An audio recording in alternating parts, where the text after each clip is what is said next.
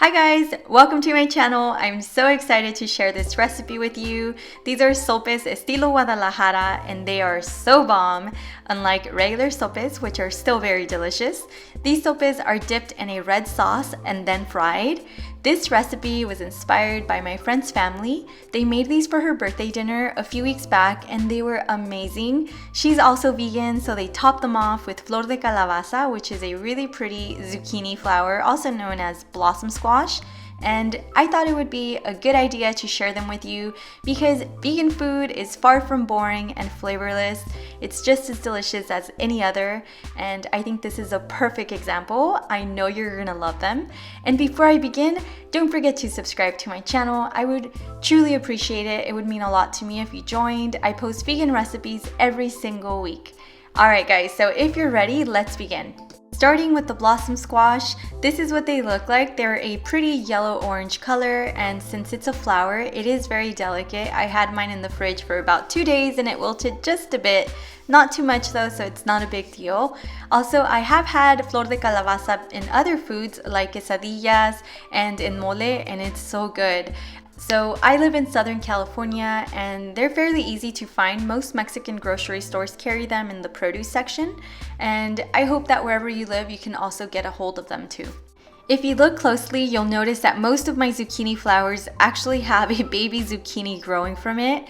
Most of the time, they're sold with just the stem, so this was new to me, but it's still edible. So what I'm gonna do is just cut off the zucchini and separate it from the flower. I'm gonna then slice the zucchini into very thin slices, and then with the flower, I'm just gonna clean out the inside and set it aside. I'm also gonna rough chop it. As far as the stem, some people eat it. I'm not gonna eat the stem, I'm just gonna toss it, but you can also include it.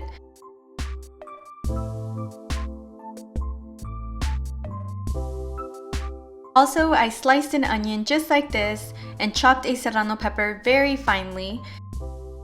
And this right here is an herb called epazote. As a child, I had a serious dislike for it because I thought it had a really potent taste and smell, but since then it has grown on me and I really like it now. So if you were like me and did not like it growing up, or if you haven't tried it, I think this is a great time to give it a try. So what I did was just chop it up, and I'm gonna mix it up with the zucchini flower when it's cooking.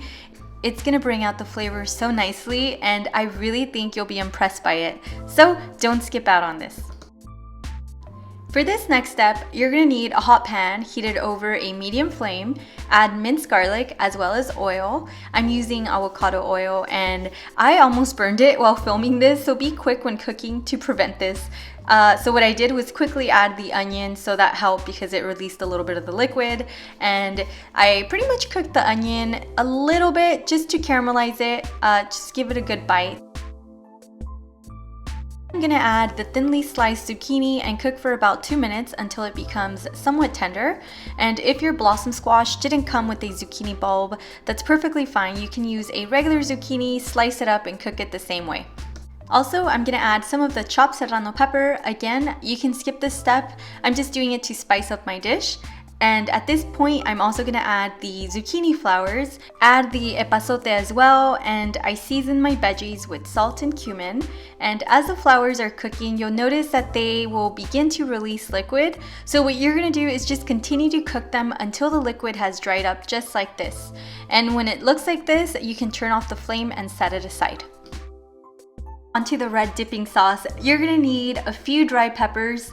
I'm gonna use Guajillo peppers as always, they're a must.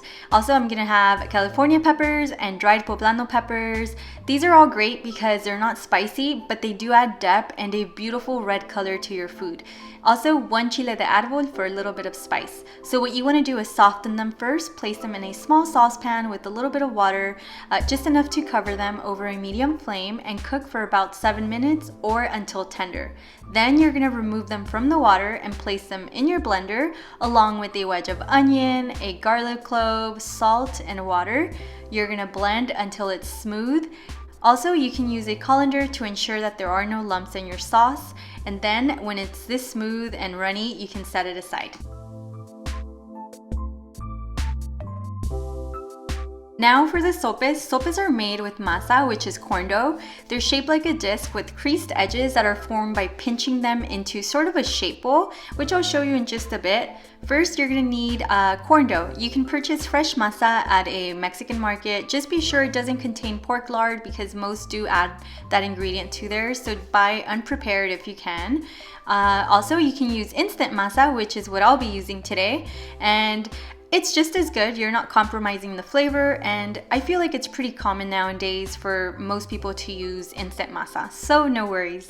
So what you're gonna do is follow the package instructions. So with very clean hands, you're gonna pour the ingredients into a large bowl and start kneading. You're gonna knead for at least 3 minutes. This step is very important because it gives you better results. The more you knead your masa, the softer it gets, and it gives you just a nicer either tortilla or sopa in this case. Don't be afraid to add more water if needed, because if it's too dry, it could crack or even stick.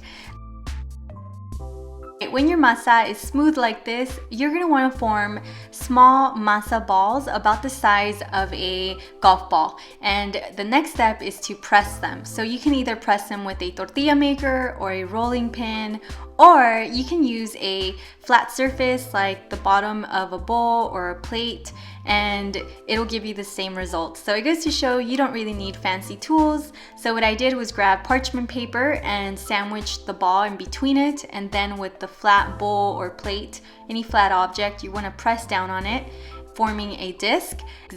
My disc was 1 centimeter thick exactly, and that was perfect. So the next step is to heat up the masa. So you also want to have a comal, which is essentially just the flat griddle. Be sure that it's hot. I had mine over a low medium. Then you're gonna carefully lay your masa or your tortilla, as it looks like right now, over the comal, and you're just gonna let it hang out and do its thing, because if it's not ready, it'll be stuck to the comal, and if you try moving it, it'll crack or break. So leave it alone for about 1.5 to 2 minutes, and when you're able to move it with ease, then it's time to flip. And you're gonna wanna flip it and cook for another 1.5 to 2. Just be sure not to overcook the tortilla, because if it becomes too hard or crisp, it'll be harder to mold. You're gonna wanna remove your tortilla from the comal and place it on a flat surface. Be very careful for this next step, because you do need your tortilla to be very warm, pretty much hot, I should say. So if you want, you can maybe mold it with a spoon, or with a small cloth, even like a kitchen cloth. You can wrap it around your fingers and mold, but it does have to be done while the tortilla is pretty hot, because it's moldable at this point. After that, when it cools down, it hardens and it becomes pretty impossible to shape. So do the best you can, and this is how I'm doing it. It's not perfect at all. I haven't mastered the craft of tortilla making or sopes.